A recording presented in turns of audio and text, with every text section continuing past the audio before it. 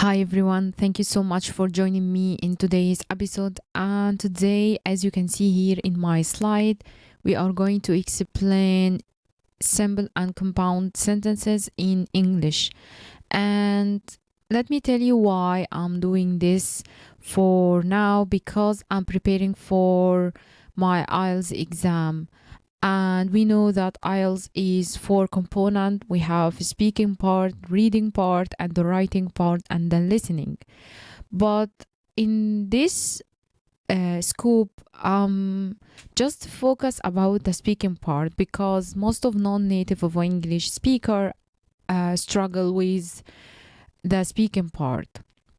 So I create a series related to that on how we can create nice, fluently, effortlessly talk without any hesitation or any problem, especially when it comes to the grammar. All of us know that grammar is not easy in English, especially the grammar structure while you're speaking. So I create this series because who struggle or have the same problem that I have. So I think this is gonna be nice as a revise and also to know which kind of grammar we are going to use because we have like lots of grammar in English, but we need to master the fundamental. I believe in that. Most of us don't know about anything about the fundamental. So we need constantly revise the fundamental of English because this is the most core to master. So let's start our topic today. And our topic is about simple and compound sentences. So first of all, let's start with the simple sentences. Now, if you are watching this for now, I'm gonna assuming that you already know how to construct simple sentences. Otherwise, you probably need to search more and learn more about how to construct simple sentences. But let's start. So I move to the next slide I have for you here about simple sentences, and this is gonna be easy for you, and I know most of you already know how to construct simple sentences. Basically, simple sentences, we have subject and verb. Subjects such as I, he, she, it, you, we, okay? And this is the most important component in the simple sentences. And sometimes we have a sentence contain object, and object is optional. We don't really need an object, but of the most of our time you are going to have an object, okay, in your sentence. And right here I have three examples for you. Let's define in each example where is the subject and the verb, and if is this sentence contain object or not. So let's read the first example I have for you here. We have taxes should be increased. So the first example we have only the subject, which is the blue color, this word taxes, and we have the verb should be increased. And let's move on to our next example here. Children are the future of our nation. So we have children here at the subject, are the verb, and the future of our nation, the object. Here we have a sentence with the object. And I think object is important, but sometimes for the beginner level, they are not using object a lot. But I think this is gonna complete the meaning for the sentence, right? And the last example we have here, community service develops strong charactered individuals. Also, we have here community service. The subject develops the verb, and the rest of the sentence in orange color is represent for the object. So as you can see here, this is the basic element for any simple sentences, and also you can add more preposition, article, and so on to complete the meaning. And let me tell you a quick note or like a mini story about the structure of the sentence. Anyway, it doesn't matter if you know the structure and the format of all these things or not, okay? Because I know some of non-native speaker of English confused to make it. And I actually didn't know, to be honest with you guys. I didn't know what the exact format of a simple sentence is, and it took me a long time to really memorize it and to be able to use it every time I'm talk. Even up till now, in the early days at my university, when I'm trying to communicate with a native speaker, I didn't know exactly how to differentiate the subject and the object. And this is very natural for us, and many other different grammatical is more important. For example, you need to understand when to use this tense or not, and also you need to know how to be able to speak fluently, okay? And I was able to write wonderfully, so this is not this is very basic. You just need to know the basic, and then you can take like a small steps forward.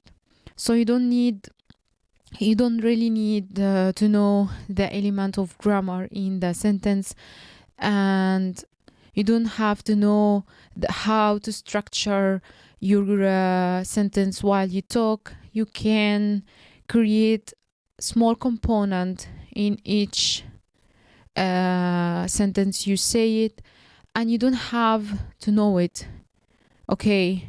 The most important thing always to be able to use the language, and you need to always remember that as long as you can use the language, you are going to be good and your score is gonna be great. So you need to focus on that right now and don't worry about these things. But the most important is that you know how to write these sentences, because the grammar in writing is different than in speaking. So you need to know it in writing more than the speaking part.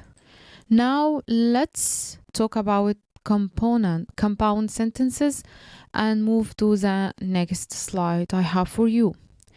And compound sentences are more complex sentence because we have two conjunctions between two sentences. This is called independent clause and another independent clause, and we use something called coordinating conjunction. So basically, independent clause meaning a sentence or simple sentence completed the meaning.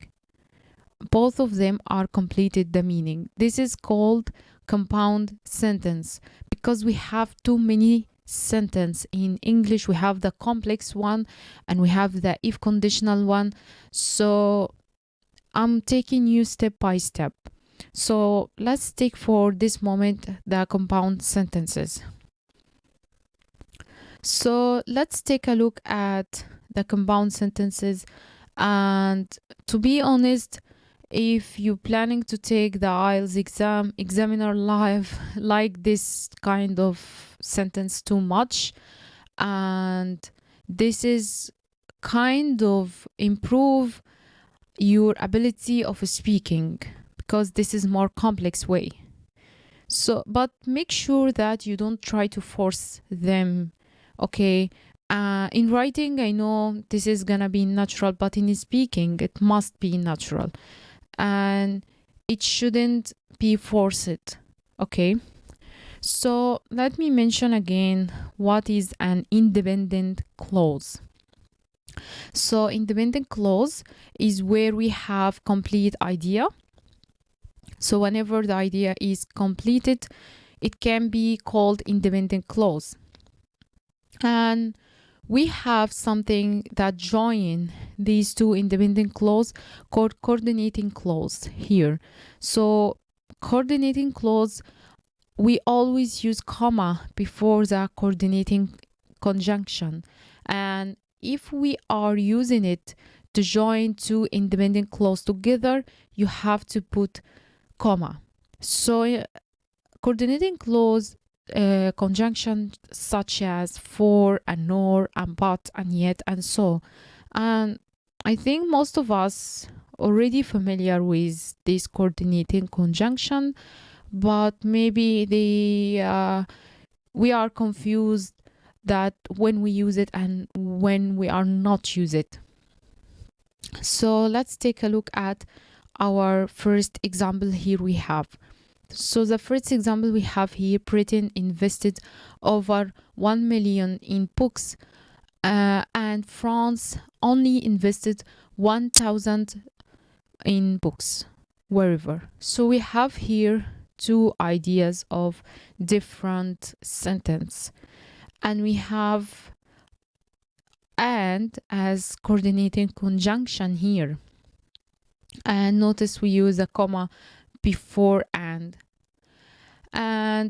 this is the first sentence we have here. This is called independent clause because if I stop here, you already have understand the meaning or the idea of this sentence.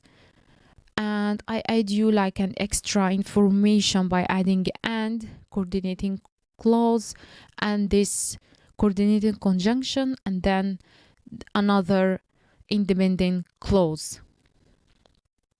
Now in this case, I am deciding to add extra information for the listener. Okay, we are talking here about the speaking. So, which is already completed, the idea is completed, but they need another or add more information. All right. So, let's say that we remove one sentence from here. If I remove this one, it would be completed idea for you and you can know it, and it doesn't need any extra word or phrases to complete it. It's already completed. So that's what we mean by compound sentence when we connect to complete ideas with a coordinating conjunction, and we use and here. The next example we have here is Switzerland ranked the highest in 1999, but it was outranked by Britain the following year. In this example we have here, we use here but as a coordinating conjunction, and we already have two meaning, completed meaning, and we don't need anything else. We just add extra information by using but you need to know that but is different than and because but is a negative, okay, and is adding extra information, but here we have the opposite in the meaning. Okay, you need to be aware of this. Now let's talk about these coordinating conjunction, and I created for you this schedule, two columns here as you can see, all the coordinating conjunction and example how to use each one of them. And you need to notice that but and yet and or, every one of these coordinating conjunction in different meaning. I told you that but is the opposite idea and or this is an extra information, yet meaning that still in the improvement. So you need to be aware about the meaning. So let's read the first example we have here for our coordinated conjunction.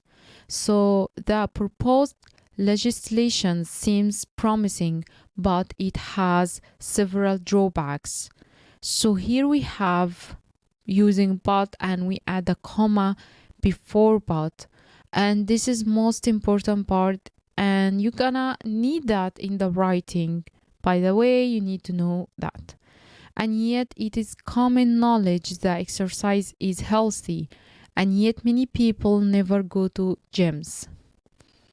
And for and, Germany and France both experienced significant growth in 2002. In this example we have here, it's a little bit tricky for you because we have here German as a word, not a complete in meaning. And without the rest of the sentence, we don't know what I need or the idea of German. So this is tricky. This is not compound sentence, and we need the rest of the sentence to complete the meaning or the idea of the sentence. But however, this example is not a compound sentence, but in this case you need to know an idea how to use coordinating conjunction. And the last example we have here, those who are unemployed or underpaid are forced to consume unhealthy food to save costs. And this compound sentence, and here we add two ideas together. So as I mentioned, with the coordinating conjunction is simply connecting words together, or sometimes they may be phrases. If we are connecting words or phrases together, then we don't use a comma, because this is not just a compound sentence, so we don't use comma here. We don't use any comma, and you need to be aware in this. And I mentioned this example, German and France, I didn't add any comma here because this is a word, this is not a sentence. And we can placing the comma before the list when it comes to connecting two sample sentences together.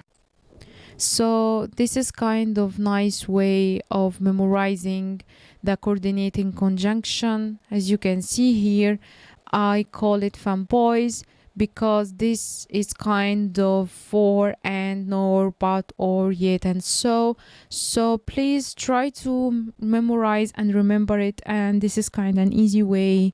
You can take it a screenshot just to know how to memorize coordinating conjunction.